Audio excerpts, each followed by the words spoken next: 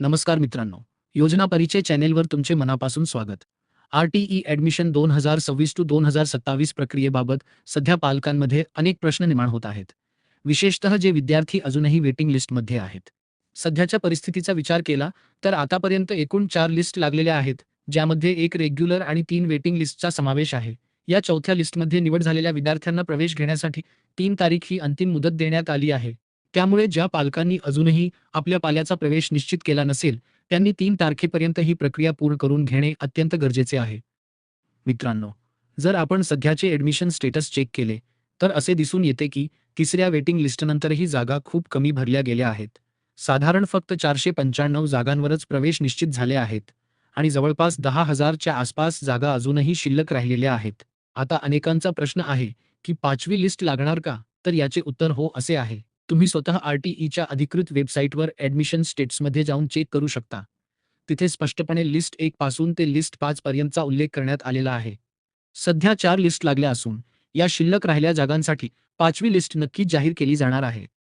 या 5व्या लिस्टमध्ये सिरीज किंवा अनुक्रमानुसार जे विद्यार्थी वेटिंगमध्ये आहेत, त्यांची निवड केली जाईल. परंतु एक गोष्ट लक्षात ठेवा, ज्या शाळांमधील जागा आता पूर्णपणे फुल झालेल्या आहेत, तिथे तुमच्या वेटिंग नंबरवर असला तरीही निवड होणार नाही. म्हणूनच पालकांना एक महत्त्वाचा सल्ला आहे, की ज्या शाळेमध्ये तुमच्या पाल्याचा वेटिंग नंबर आहे, त्या शाळेला तुम्ही प्रत्यक्ष भेट द्या. तिथे जाऊन तुमचा वेटिंग नंबर दाखवा आणि शाळेत नेमक्या किती जागा शिल्लक आहेत, याची खात्रीशीर माहिती घ्या. जर तिथे जागा शिल्लक असतील, तरच वाट पहा. अन्यथा आपल्या पाल्याचे शैक्षणिक वर्ष वाया जाऊ नये म्हणून आजूबाजूच्या इतर चांगल्या शाळेत त्याचा प्रवेश निश्चित करून घ्या. कारण ही 5वी लिस्ट अंतिम असणार आहे आणि त्यानंतर या वर्षाची संपूर्ण आर-टी प्रवेश प्रक्रिया बंद केली जाईल.